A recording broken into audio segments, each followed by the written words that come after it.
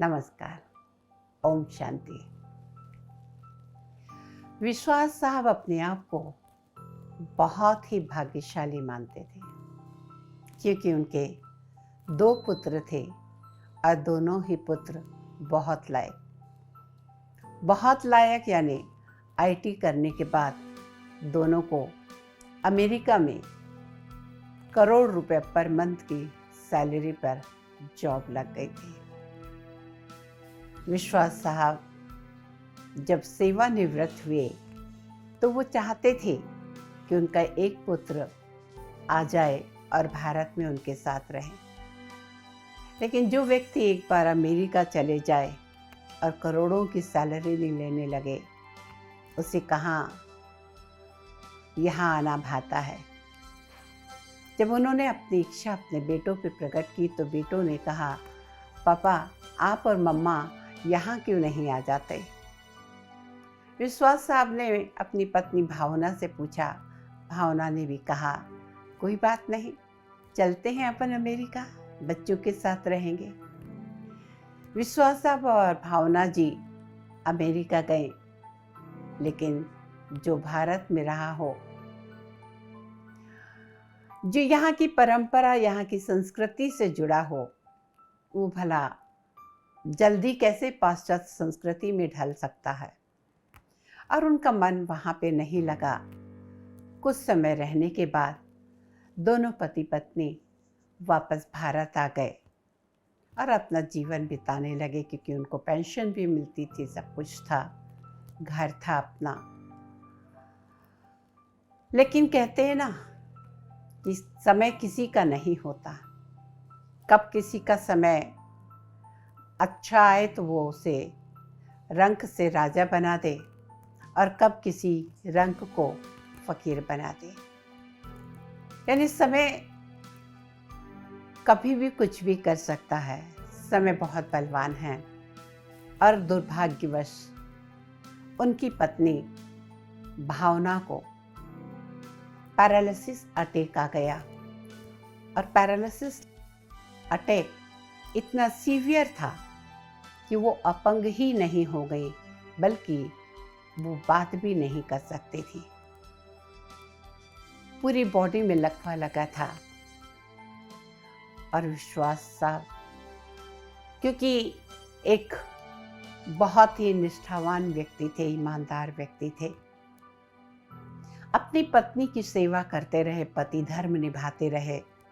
सुबह उठ के नित्य कर्म कराने से लेके, खिलाने पिलाने से, बनाने से लेके रात को सुलाने तक का कार्य विश्वास साहब का था।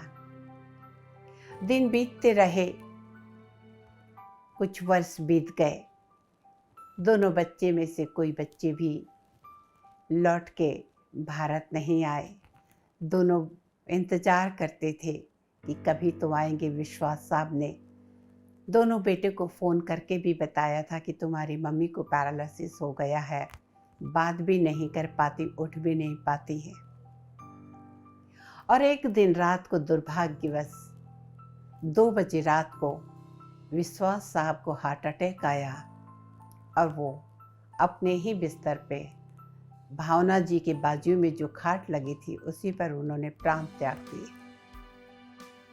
सुबह 6 बजे उनकी पत्नी भावना इंतजार कर रही थी कि रोज तो सुबह उठ के आते हैं, मुझे नित्य कर्म करवाते हैं, चाय नाश्ता करवाते हैं, अभी तक क्यों नहीं आए। और उनका मन आशंका से डूब गया। न वो उठ सकती थी, न वो बोल सकती थी, न वो चिल्ला सकती थी कि किसी को आवाज़ नहीं दे सकती, कि उसकी बात नहीं कर सकती थी।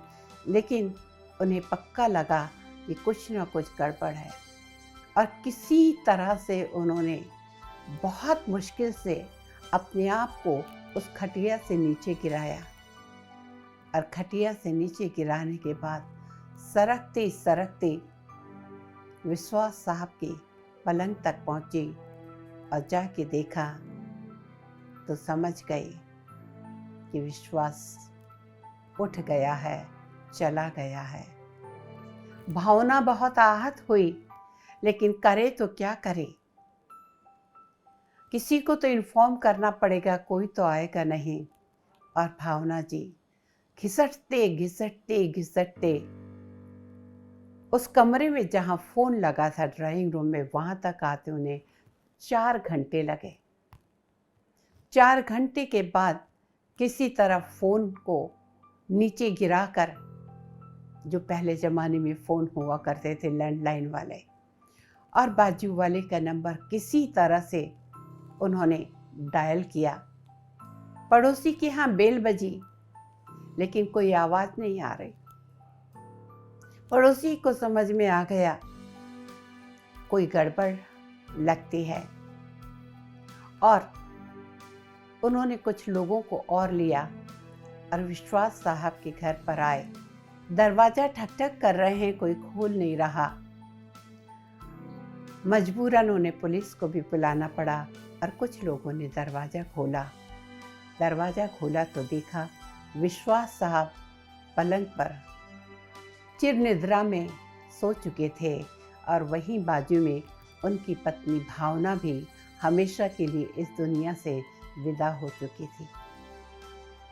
सब कुछ था, धन दौलत सब कुछ था।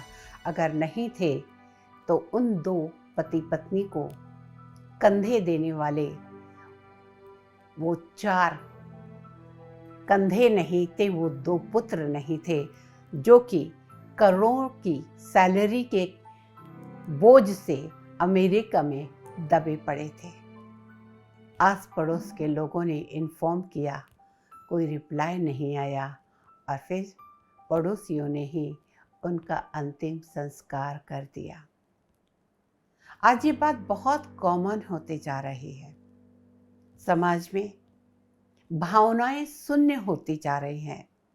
कहीं ना कहीं भौतिकता बहुत ज़्यादा हमारे पे, हमारे बच्चों पे, हमारे समाज पे हावी होते जा रही है, और ये भौतिकता की आंधी में कहीं ना कहीं हम अपने संस्कारों को, अपनी विरासत को, अपनी आध्यात्मिकता को, अपने उन नियमों संस्कारों को भूलते जा रहे हैं जो हमारे नहीं थे। आज के इस मौके पे मैं यही कहूँगी, बच्चों को पढ़ाएं लिखाएं, ऊंची शिक्षा दें, सुख सुविधा साधन सब दें, लेकिन उनकी भावनाओं को मरने से पहले, उनके विवेक को नष्ट होने से पहले कुछ ऐसी नसीहत अवश्य दें कि कम से कम माता पिता कंधों के लिए न तरसे। हो तो सबका जाता है संस्कार, कोई के आने नहीं आने से कुछ नहीं होता, लेकिन क्या ये हम आने वाले जनरेशन के सामने कोई अच्छा एग्जाम्पल सेट कर रहे हैं? क्या इससे आने वाली जनरेशन और भावना शून्य नहीं हो जाएगी? आज आवश्यकता है प्यार दुलार के साथ साथ बच्चों में अच्छे गुण, मानवता के गुण, प्रेम के गुण, सच्चाई निष्ठा के गुण हम अवश्य दें, और वही आपकी सच्ची कमाई है। वरना करोड़ों रुपए क्या काम के अगर आप वक्त पे अपने माता पिता के भी काम नहीं आए। ओम शांति, नमस्कार।